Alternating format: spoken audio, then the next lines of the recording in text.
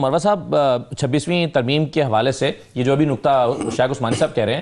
وہ خطوط میں بھی اپنے بیان کیا جیسے منصور صاحب کی طرف سے خط لکھا گیا تھا، اس میں انہوں نے کہا کہ چونکہ 26ویں ترمیم کا بھی کیس چل رہا ہے تو اس کیس کے انجام کو پہنچنے تک 27ویں ترمیم نہیں آنی چاہیے، اور آج انہوں نے کچھ اور وجوہات بھی اپنے استعفے میں لکھی ہیں۔ آپ بھی یہی سمجھتے ہیں جو شیخ عثمانی صاحب کہہ رہے ہیں؟ میری رائے قطعاً مختلف ہے۔ اچھا، یہ جو سپریم کورٹ کے دو آنریبل جج صاحبان نے استعفیٰ دیا ہے،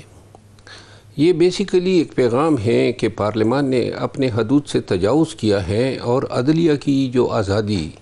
جو بیسیکلی ہمارے آئین کی روح کے مطابق جو ٹرائیکاٹمی آف پاور ہے،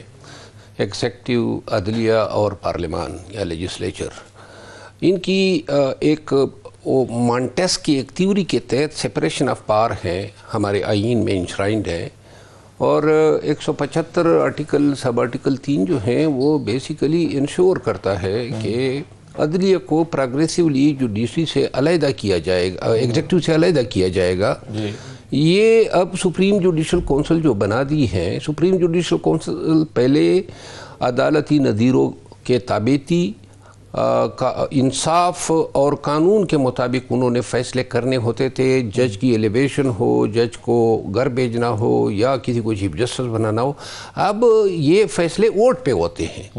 تو جہاں ووٹ آ گیا اور ووٹ میں پھر انہوں نے ایگزیکٹو نے اپنے لوگ بھر دیے ہیں، تعداد عددی اکثریت ان کی آ گئی، جوڈیشل کمیشن میں حکومت کی تعداد زیادہ، تو لہذا جوڈیشل کمیشن جوڈیشل باڈی کے بجائے ایک ایگزیکٹو باڈی بن گئی ہے، اور وہ ایپیکس باڈی ہے۔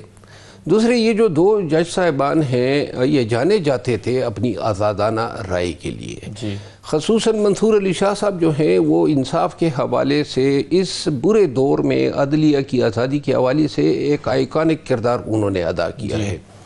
اور یہ میرے رائے میں تو اگر کل کے یہ جو فل کورٹ اجلاس ہے اس تک انتظار کر لیتے، ہو سکتا ہے ان کی سنوائی ہو جاتی، لیکن ہو سکتا ہے کہ ان کو یہ نظر آیا ہوگا کہ اس فل کورٹ ریفرنس کا کوئی یہ نہیں ہے۔ اب یہ کہنا کہ ان کو استعفے میں وجوہات ہی نہیں لکھنی ہے، لیکن اس میں ان کی سنوائی کیسے ہو سکتی تھی؟ کیونکہ پرائم منسٹر صاحب نے کل اپنی سپیچ میں پارلیمنٹ میں کھڑے ہو کر یہ کہا ہے کہ اس میں وہ chief justice of Pakistan justice Yahya Afridi کا بھی شکریہ ادا کرتے ہیں کیونکہ انہوں نے بھی اس آئینی ترمیم میں اپنا آئین کے دائرے میں رہتے ہوئے کردار ادا کیا ہے، تو ظاہر ہے پھر ان کی منشا تو اس میں شامل ہوگی۔ چیف جسٹس آف پاکستان کا کردار تو سامنے نہیں ہے، یہ تو بیسیکلی پارلیمان میں تھا، پارلیمان کا کردار بعد نظر میں نظر آ رہا تھا، مگر یہ پرائم منسٹر نے کہا نا سر، اب اس کے کہنے کا کوئی بھی مطلب اخذ کیا جا سکتا ہے، لیکن یہ میرا خیال ہے ایک ایسپرشن کے طور پہ تو لیا جا سکتا ہے، کوئی تعریف کے زمرے میں نہیں آتا ہے۔ یہ جو دو جج صاحبان کا استعفیٰ ہے میرا خیال ہے یہ ایک نقیب ہے، ایک پریلیوڈ ہے، ایک پریکرسر ہے آنے والے مزید استعفوں کے لیے۔ ہائی کورٹ سے بھی استعفے آئیں گے، شاید عدلیہ سپریم کورٹ کے چند اور جج صاحبان بھی استعفیٰ دیں، اس میں تو کوئی دوسری رائے نہیں ہے کہ پہلے جو یہ فاضل جج صاحب جو فرما رہے تھے کہ جی پارلیمان نے آئینی ترمیم کی ہے، تو پارلیمان کا اختیار ہے، یہ آرگومنٹ پارلیمان کا اختیار یہ بھی تو نہیں ہے نا کہ وہ کہیں پارلیمان کہیں ہم قانون بنا رہے ہیں کہ سورج جو ہے مغرب سے نکلے گا۔ پارلیمان کے اختیارات پہ ایک چیک اور بیلنسز کا ایک سسٹم ہے، یہ نہیں ہے کہ جی وہ عدلیہ کے حوالے سے قرار دیں کہ جناب علی اب سپریم کورٹ تابع ہوگی کانسٹیٹیوشنل کورٹ کی، اور اس کے فیصلوں میں اگر اختلاف آئے گا دونوں عدالتوں میں تو کانسٹیٹیوشنل کورٹ کا فیصلہ جو ہے وہ پریویل کرے گا۔ عدلیہ جو ہے ابھی 28ویں آئینی ترمیم کی جو باتیں ہو رہی ہے، انہوں نے ایگزیکٹو مجسٹریسی کو جو اختیارات دینے تھے وہ شاید اگلے مرحلے کے لیے رکھ دیے ہیں، باقی جو ہے یہ بھی پاکستان کے لیے اور اداروں کے لیے انتہائی نقصان دہ ہیں کہ ایک طرف آپ آئین کا سہارا لے کے اختیارات کا ارتکاز کر رہے ہیں چند آفیسز میں، اور دوسری طرف جو ہے عدلیہ جس سے تمام قوم جو ہے اپنی امیدیں وابستہ کرتی ہے انصاف کے لیے۔ اور پھر ایک بات اور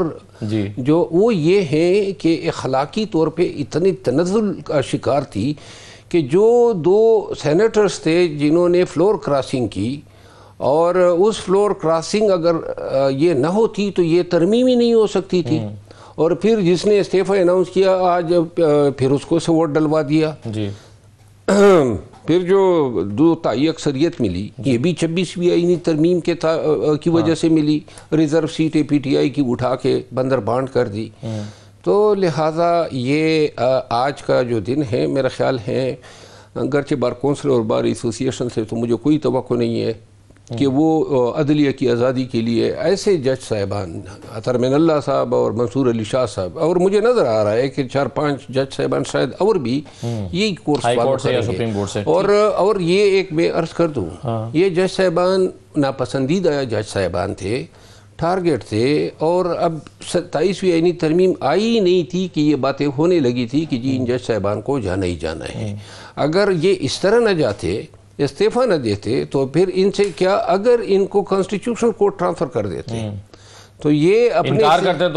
انکار کرتے تو تب بھی گر جاتے، اور اگر اقرار کرتے تو ان کا اپنا وقار اس کی اجازت نہ دیتا. ایک جونیئر جج کے انڈر انہوں نے یہ کرنا ہے. صرف تنخواہ لینا جو ہے اس سے بندہ زندہ نہیں رہتا ہے، خودداری بھی، ذاتی وقار بھی، اور پرسنل گریس بھی ضروری ہوتی ہے. تو آپ کو لگتا ہے کہ ان ججز کو یہ محسوس ہوا کہ ان کے گیٹ تو ویسے بھی گھیرا تنگ ہو رہا ہے تو ریزائن کر دینا بہتر ہے، اور اصولی موقف تو ساتھ میں ایک کردار ہے تاریخ میں انہوں نے ادا کر دیا ہے، یہ وقت گزر جائے گا، لیکن تاریخ کے پنوں پہ انہوں نے اپنا نام جو ہے ایک سنہرے الفاظ سے لکھوا لیا ہے. آج کی اس دور میں جو بھی شخص قانون کی حکمرانی کے لیے کھڑا ہوگا، عدلیہ کی آزادی کے لیے کھڑا ہوگا، بنیادی انسانی حقوق کے تحفظ کے لیے کھڑا ہوگا، وہ شخص چاہے وہ جج ہو، چاہے وکیل ہو، چاہے ایک بنیادی انسانی حقوق کے تحفظ کا علمبردار ہو، اس کا یہ کردار جو ہے یاد رکھا جائے گا. ٹھیک ہے. شیر افضل مروہ صاحب، ابھی جو میں بریک پر جاتے ہوئے کہہ گیا کہ رانا تنویر صاحب ابھی ہمارے ہی پروگرام میں تھے، وہ کہہ رہے تھے کہ جی میں خود بھی اس سے اتفاق نہیں کرتا کہ صدر کو آپ تاحیات استثناء دے دیں، لیکن وہ کہتے ہیں جی پارٹی کا فیصلہ، میں اس سے میں ڈیفیکشن تو نہیں کاز کر سکتا. تو آپ مطلب اگر حکومت کے درمیان بھی یہ کویسچن موجود ہے تو آپ کے خیال میں اس کے کانسیکوینسز کیا ہو سکتے ہیں؟ یہ کیوں کیا گیا ہے؟ آپ کی انڈرسٹینڈنگ کیا ہے؟ اور اس سے کیا مسئلہ پیدا ہوگا؟ دیکھیں، ماضی میں یہ ہوتا رہا ہے کہ جو حکومت سے فارغ ہو جاتا ہے اس کی پراسیکیوشن شروع ہو جاتی ہے، چاہے صدر ہو یا وزیر اعظم ہو، کوئی بھی جو ہے بغیر پراسیکیوشن کے سپیئر نہیں ہوئے ہیں. صدور کے ساتھ ویسے نہیں ہوتا عام طور پہ؟ نہیں، صدور کے ساتھ بھی ہوئے ہیں، حتیٰ کہ وہ جو تارڑ صاحب تھے ان کو بھی نہیں بخشا گیا. وہ تو مارشل لاء لگ گیا نا، وہ تو پھر اس لیے بہرحال پراسیکیوشن تو جو امیونٹی یہ آئین دے رہا ہے، یا دیکھیں اس میں پاکستان تیسرا ملک ہے جنہوں نے لائف لانگ امیونٹی دی ہے. بیلاروس کے صدر نے اپنے آپ کو لائف لانگ امیونٹی دلوائی ہوئی ہے. ایک رشیا کے ہیں نہیں، اور ایک کانگو ہے. اچھا. تو کانگو کے بعد پاکستان تیسرا ملک ہے جس کو یہ اعزاز یا شرف حاصل ہوا ہے. اب بحیثیت قانون کے ایک طالب علم کے جو ہمارا آئینی سٹرکچر ہے اس میں جس وقت آصف زرداری صاحب بالفرض اگر اس امیونٹی کو پریس کریں گے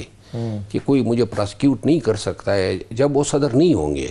کیونکہ پہلے جو 18ویں آئینی ترمیم میں تو یہ اس طرح امینڈ ہوا کہ جب تک گورنر اور صدر صاحب آفس میں ہوں گے تب تک وہ پراسیکیوٹ نہیں ہوتے ہیں، اور اگر کوئی جرم ہوتا ہے تو وہ سسپینڈڈ رہتا ہے، اور جو ہی ٹینیور ختم ہو جاتا ہے تو اس کے بعد پراسیکیوشن ہو سکتی تھی. جو پاکستان کا آئین ہے وہ 2 چیزوں سے باہر قطعاً نہیں نکل سکتا. ایک تو اسلامک آئیڈیالوجی سے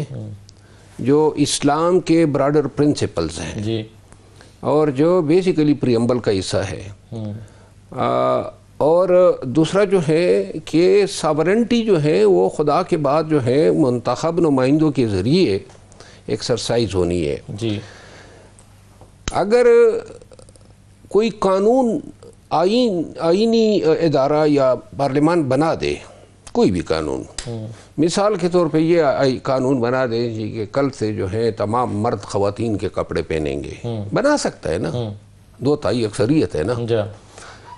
تو کیا اس پہ عمل درآمد کروایا جا سکتا ہے؟ اگر آپ ایک طرف یہ کہتے ہیں کہ صدر پاکستان کو دائمی طور پہ امیونٹی حاصل ہے، اور دوسری طرف ہم مفروضوں پہ بات کرتے ہیں، اس پہ آپ جو ہے حتیٰ کہ دوران صدارت اگر آپ دیکھتے ہیں کہ صدر جو ہیں جس طرح عارف علوی صاحب پہ الزامات لگی تھے کہ جی بغاوت کر گئے، آرٹیکل 6 اس پہ لگنا چاہیے، کوئی بھی جرم وہ بے شک امیونٹی کے لمیٹڈ ٹائم تک تو سسپینڈ رہ سکتا ہے، لیکن اگر آپ کسی کا حق ہے قصاص کے تحت، تو قصاص جو ہیں وہ آئینی ادارے پارلیمان کو حق حاصل نہیں ہے کہ میرا قصاص کسی کو بخش دے. یا تو پھر آپ منکر قرآن ہوں گے. قرآن جو ہے یہ حق دیتا ہے. تو آپ کو لگتا ہے یہ قانون سازی جو ہے وہ میں یہ دیکھ رہا ہوں کہ اگر مستقبل میں کسی بھی امیونٹی والے شخص کو یہ امیونٹی کسی جرم کے اگینسٹ درکار ہوئی، الٹیمیٹلی یہ میٹر جائے گا سپیریئر کورٹس میں، اور اگر عدلیہ آزاد ہوئی تو میرا خیال نہیں ہے کہ کوئی بھی عدالت جو ہے وہ کسی بھی جرم کو اس بہانے کنڈون کرے گا کہ جی یہ حضرت جو ہیں وہ جرم پروف ہے. تو یہ امیونٹی ہمارے آئین کے تحت دائمی طور پر دی نہیں جا سکتی ہے. پارلیمان نے جو ہے اپنے اختیارات سے تجاوز کیا ہے، اور محدود مدت کی ایک ٹریڈیشن آ رہی تھی، وہ بھی اسلامک نہیں تھی، وہ بھی پاکستان کے آئین کے مطابق نہیں تھی، لیکن چونکہ مناسب